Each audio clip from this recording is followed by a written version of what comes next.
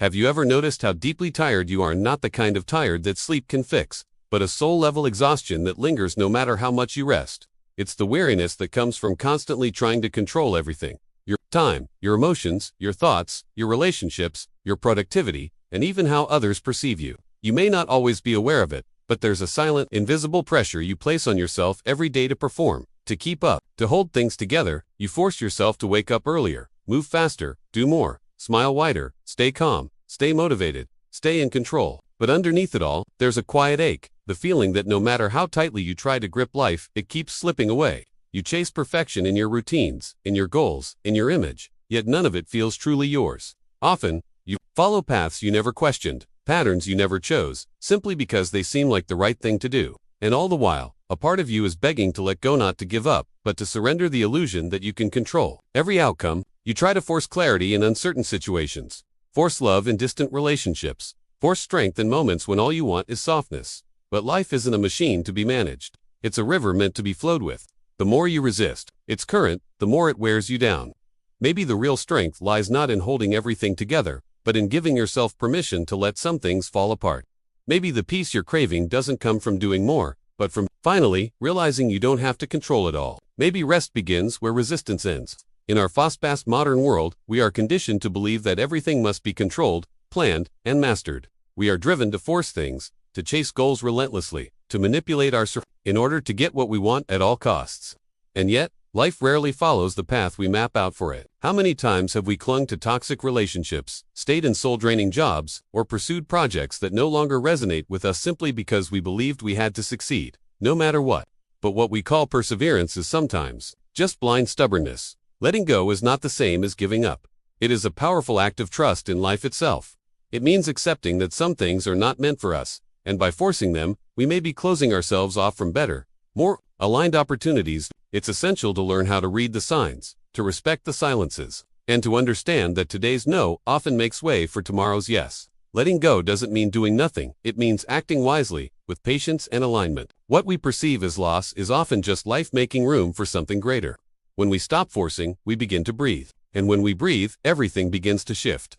Inner peace starts to settle, relationships become more authentic, decisions become clearer, and the future feels less intimidating.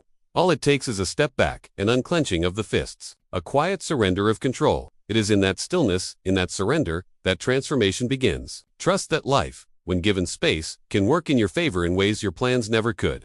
Sometimes, the greatest power is in not pushing, but in simply allowing. Since childhood, we've been taught that control equals safety. We're encouraged to plan every moment, to predict every outcome, and to avoid uncertainty at all costs. Society rewards the ones who appear to have it all figured out.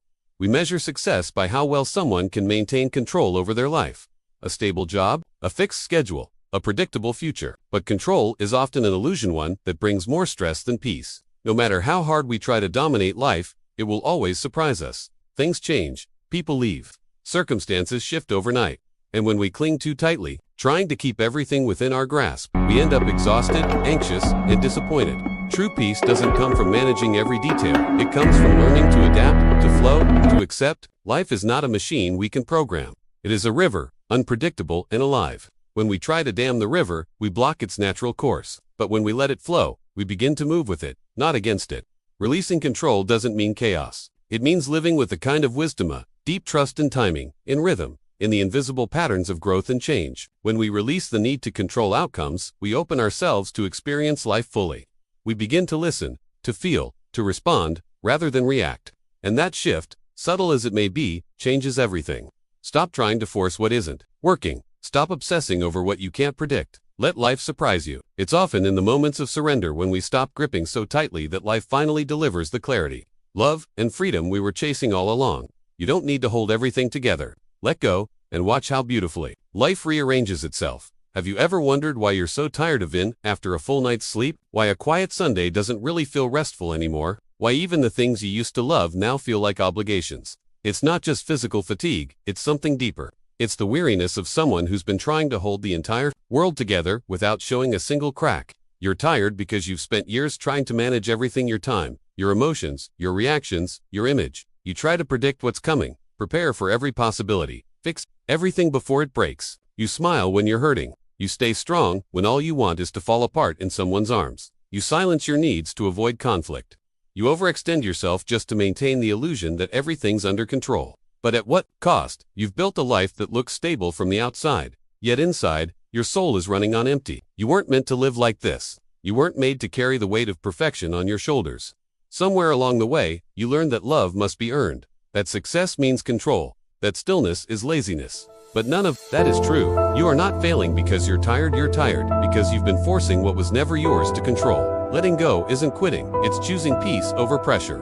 It's remembering that life isn't a test to pass, it's an experience to feel. When you surrender your grip, when you allow things to unfold rather than force them, you make space for clarity, for connection, for healing. The most powerful shift begins not with doing more, but with finally allowing yourself to do less, to breathe, to feel, to rest. Let go not because you're weak, but because you're finally strong enough to live differently.